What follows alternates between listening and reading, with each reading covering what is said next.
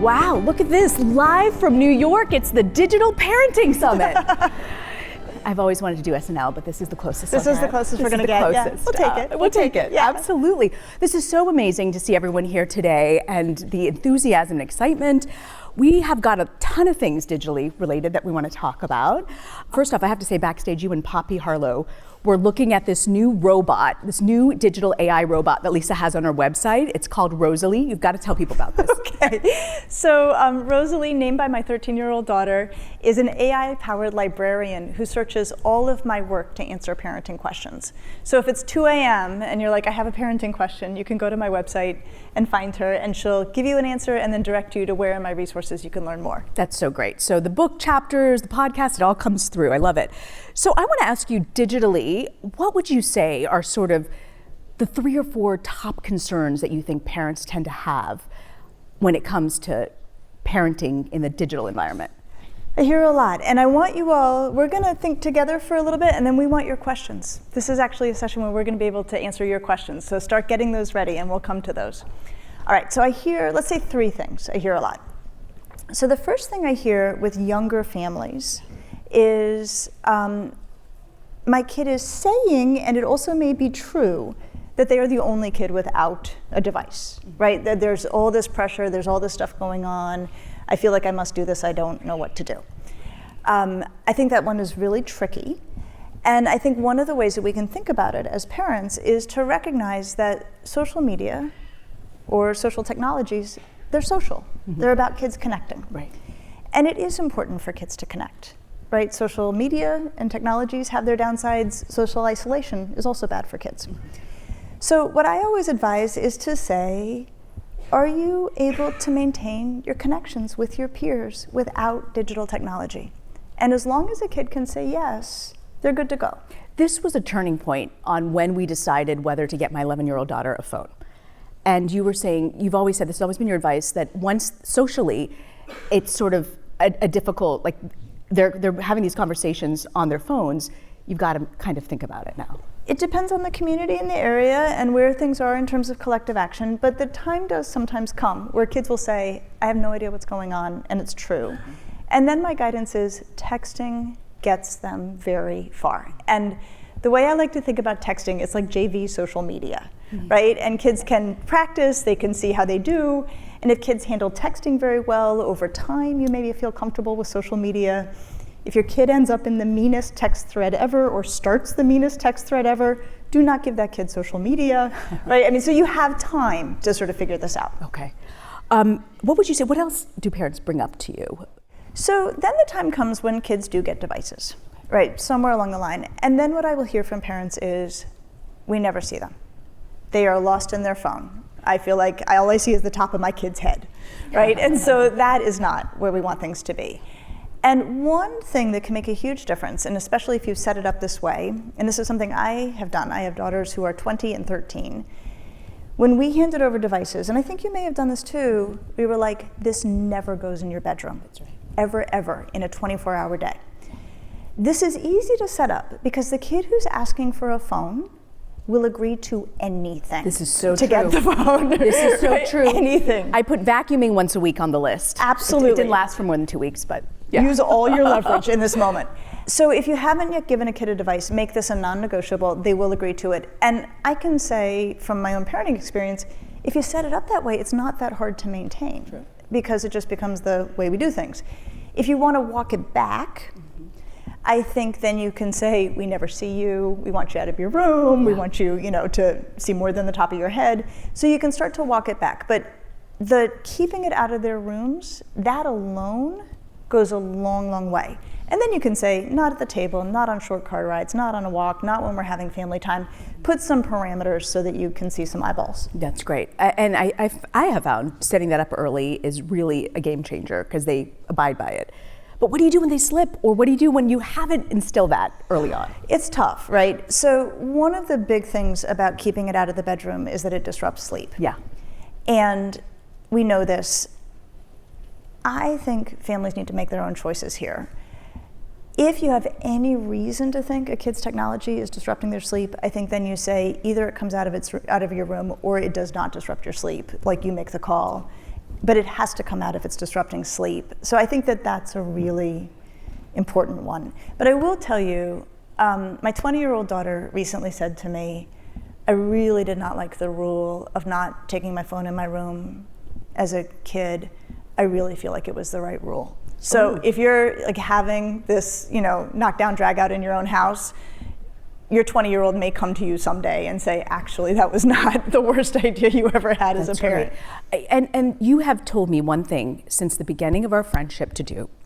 I have never, this is one piece of advice I have not done that I'm struggling with is, Reena, do not charge your phone, your personal phone, in your bedroom. You have told me this, that I need to stop. But I feel like a chain smoker who just wants to give it up but can't. Because it's addictive. It is. It is. We all know this, right? These are designed to be addictive. So sleep is the glue that holds human beings together. This is true for our kids. This is true for us. It's also easier to enforce the rule of no phones in bedrooms if you say the same for yourself as you do for your kid. Because they see you modeling it. They see you modeling it. And yet, and I will say this, we have aging parents, right? So we need to have some sense of access. Okay, then you can put it outside your door with a do not disturb override, that if a certain phone number comes, it's gonna come through. There are ways to work around. This is actually why we've kept a landline. You still have a landline? Because my parents and my in-laws are the only people who call it. You guys are the last 3 in America to have a landline. But that's why we don't have our phones in our rooms at night, because the landline will ring. It's worth, what is it, $3 a month or something now? I don't even know. That's great. Division of labor, not my department at home. Yeah, that's great. So if we were to do a digital well-being checklist, like a checkup, what would you have on that list and what should parents sort of walk themselves through? One thing I would start with is once we're into kids actually looking at, let's say they've aged into social media, the toxic content thing is no joke. And this What do you mean by toxic content? Toxic content, I am talking about content that promotes eating disordered behavior or unhealthy exercise. You mean so the social media just keeps serving you up these things that you don't even realize is getting into your brain? Serves it up, it comes into your feed. Doesn't matter if your kid searched for it or not, these things will pop in. Hate-based content for sure. Violent or degrading content. And I think that it's, I find it very hard to stomach, and it is a reality that we have to confront. Once kids are onto social media, they will see this stuff. Right, there's no getting around that right now. And so it's critically important that parents be very, very mindful of their kids' age and ability to handle these things well, and that they be ready to have conversations with their kids about what they are going to see when they get online. Do you know, one of the most popular episodes we have ever done on our podcast, you came to me at the start of the first season in 2020, and you said, I'd really love to do an episode on porn. And I was like, what? None of my friends are talking about their kids watching porn. Like, what is going on in your neighborhood? And you're like, it's not my neighborhood. Trust me on this one. Parents, the kids end up stumbling on porn. Parents don't realize it. And then the parents are too embarrassed or ashamed to tell their friends. Like, who wants to tell their friends my kid at 13 is looking at porn, right? No, they just call me. They call me. Yeah, they call me. They call you. And I'm like, don't worry, this is the 5th call this week. But it's one of our most popular episodes. Yes. Kids find their way to porn. Either, if they have access to a browser, they will search for it. Yeah. Or they'll be on the bus. This is not unusual for a kid to be like, look at this. Or the sweet boy in my practice who went searching for Dick's Sporting Goods. And oh boy, found a lot more than he bargained for. So if you're not there yet, I know. This is the good thing and the interesting thing about being a clinician, like you hear it all. When the time came to give my older daughter access to a phone with a browser, which again, you can hold off. Yeah. Texting, no browser, no social media, that works great for a long time. We went on a walk around the block, so we did not have to look at each other. And I was like, you're gonna get a phone with a browser. My number one worry is that you're gonna see porn. One way or another, this is gonna be something that comes into your life. I said, when it happens, not if, I hate to say that, but when, I want you to know most pornography depicts a pretty dark and loveless corner of the sexual landscape. This is not the sex life you should be looking forward to, or don't worry about this. Also, I'm here and we can talk about it. No shame, I can answer any questions, because it's gonna freak you out. Wow. And it was just good to sort of lay that groundwork. So I think that's something we need to be, if we're talking about real digital well-being, this has gotta be on there. I would also say keeping phones out of bedrooms. 100%. And I would say one of the most useful ways I like to think about like a family well-being checklist is not necessarily being against technology, but being for all the things that help kids thrive. So lots of sleep, lots of physical activity, lots of in-person time with friends, helping out around the house, helping out around the community. If they're in the school year, studying with focus. Yeah. So I like thinking about boxing it out with all of the stuff that is nourishing for development, and then what's left is then up for negotiation. That makes good sense. I just want to remind everyone, as Lisa reminded everyone at the top, we're going to take questions. We've got a couple folks with white shirts, as you can see, coming down the aisle. So in just a few minutes, we'll be asking those questions. I want to ask you a little bit about, which I think is cool, and I hope I can let out the secret. You have been quietly advising Disney Pixar on the new Inside Out 2, which I'm super excited about. What do you think the lessons of that? That was such a special movie for my kids because I felt we could talk about emotions after that. What do you think from a digital standpoint you've learned, and what have you sort of helped Disney think? Because pop culture really influences our own well-being, right? It does. So in 2020, Disney approached me to start thinking with them about this film that comes out in just a couple weeks, and it is so good. And I was under a non-disclosure agreement and almost exploded, but I actually managed. And there's so much I'm excited about this film, but there's something in it that will be a huge gift to families around digital technology. This is no secret. One of the new characters is envy.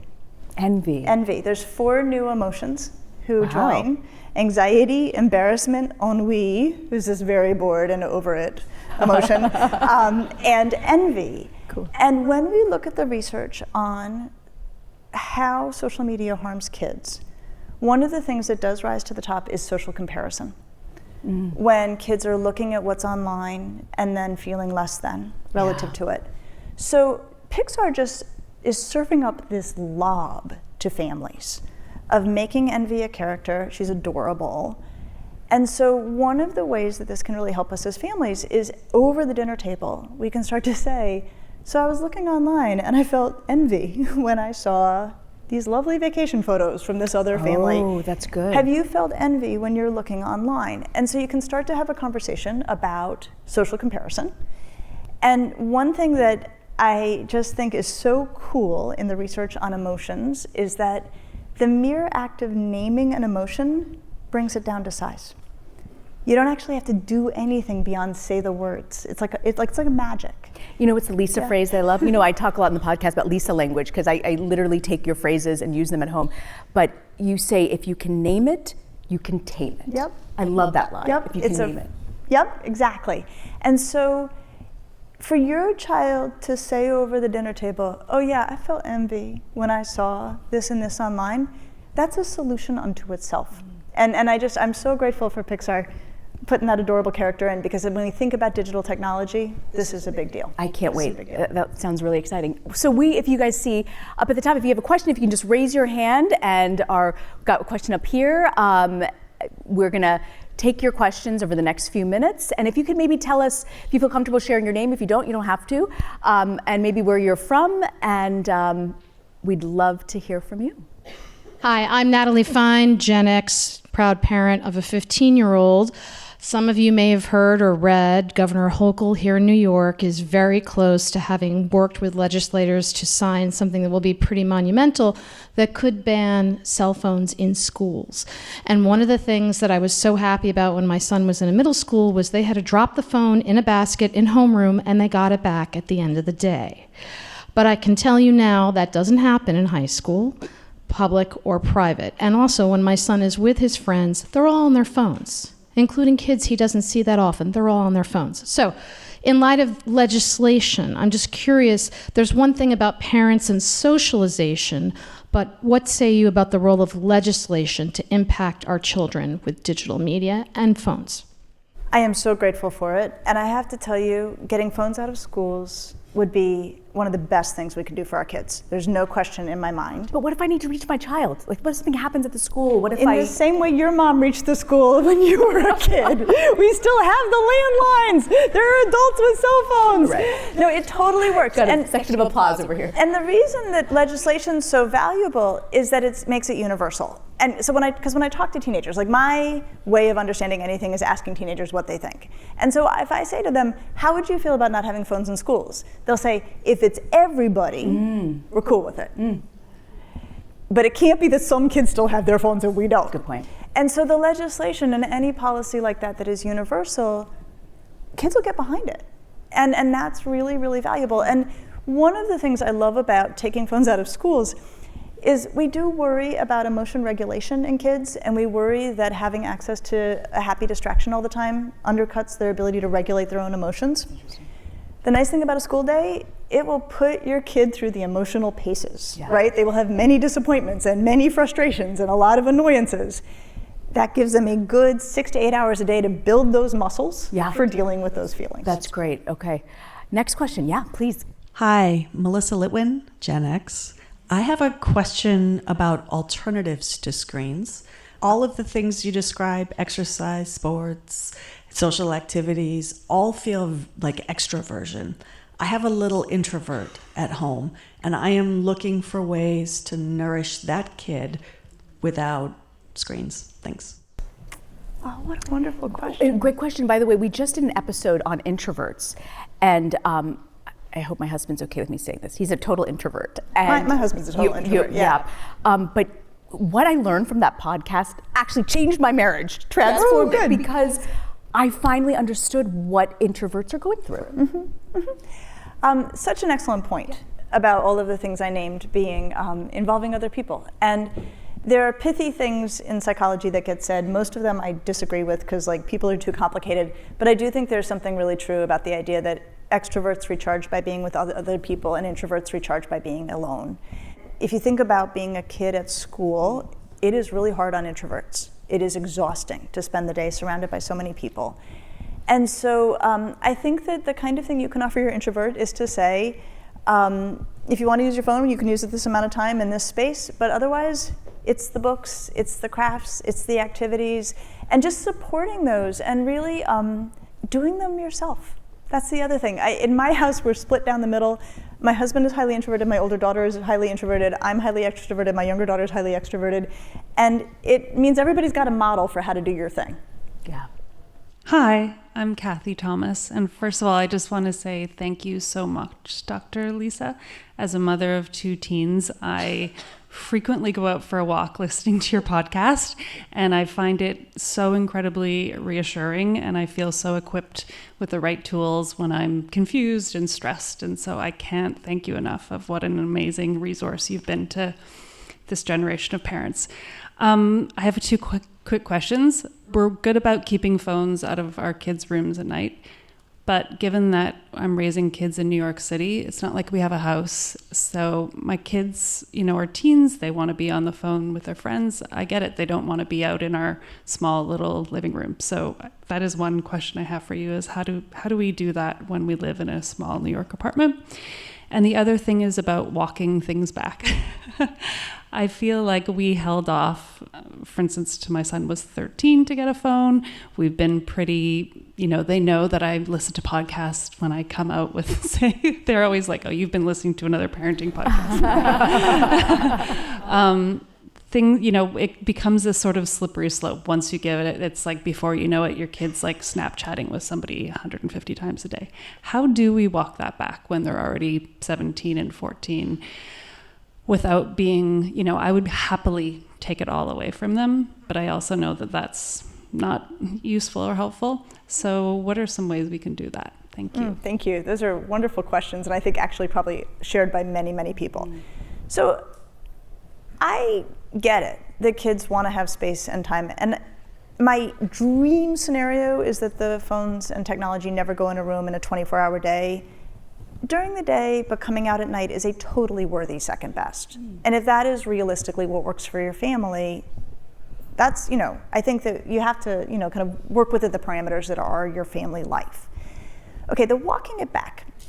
The key here, I think, is to engage your kid. And one of the things that comes up so often is like we have all of these conversations about kids and teens and social media. There's another conversation over here which is like trying to actually talk to your kids and teens about social media, which is like its own separate thing.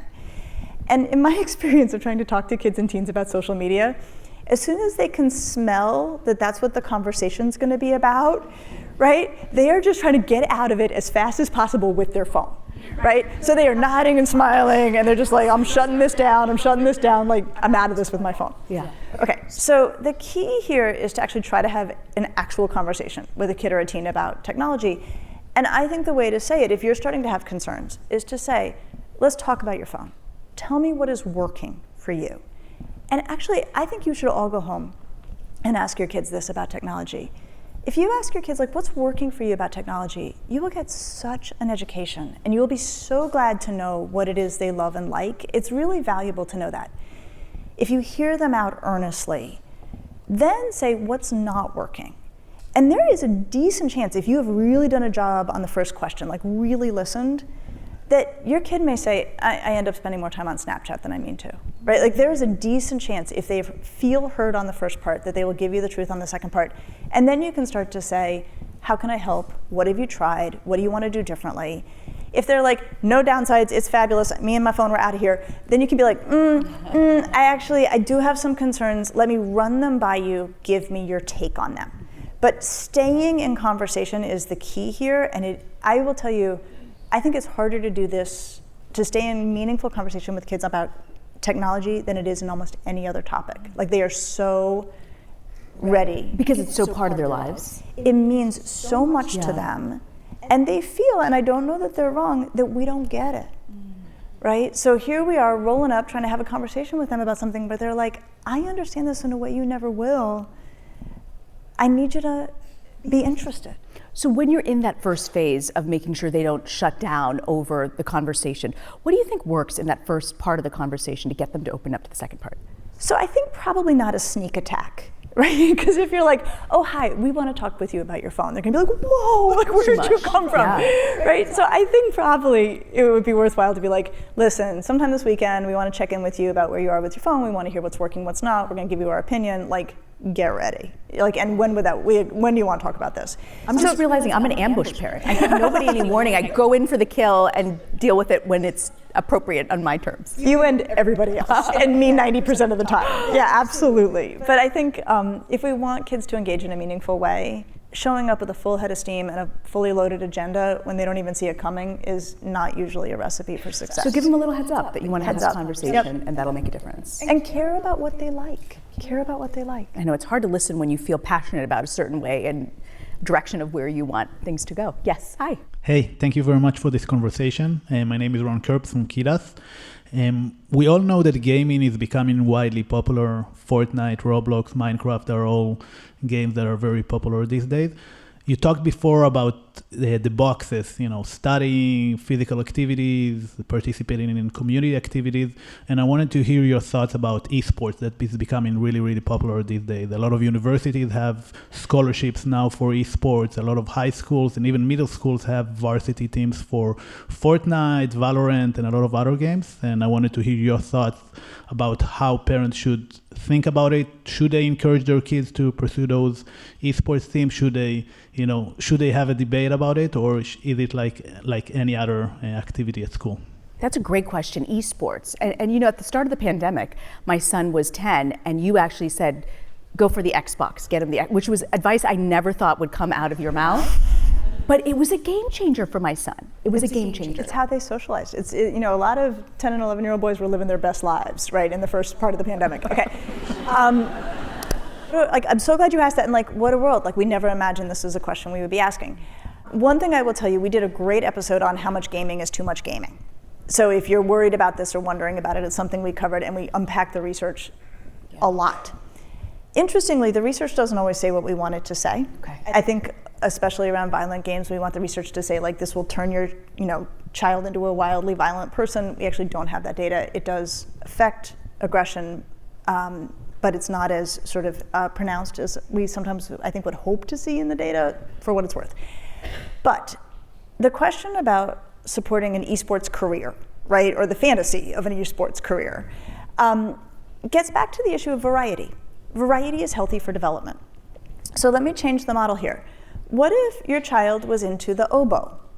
And what if your child is like, I want to do oboe 80 hours a week? You'd be like, no, you can't do oboe 80 hours a week. You have to like see people, and you have to like help with the dishes, and you have to like, so even if it's something that we find much more sort of, I would just say culturally palatable, you can't do one thing all the time and be a thriving, healthy, growing person. So yeah, maybe your kid's gonna get an esports scholarship. That still should not be done to the exclusion of all the other things that help kids grow. Gardner, Gen X. Curious, so much advice and guidance, and thank you for providing it. Have you changed your mind about anything over the 4 years of this podcast? Been like, oh, I said this, and actually I kind of feel differently now. I really appreciate that question. I really do. Because I mean, if you're good at your job, you're trying to grow and think. You'll be surprised by what I'll say. I've gotten more relaxed about insisting that parents take phones out of a kid's bedroom if it's already there. And I'll tell you why.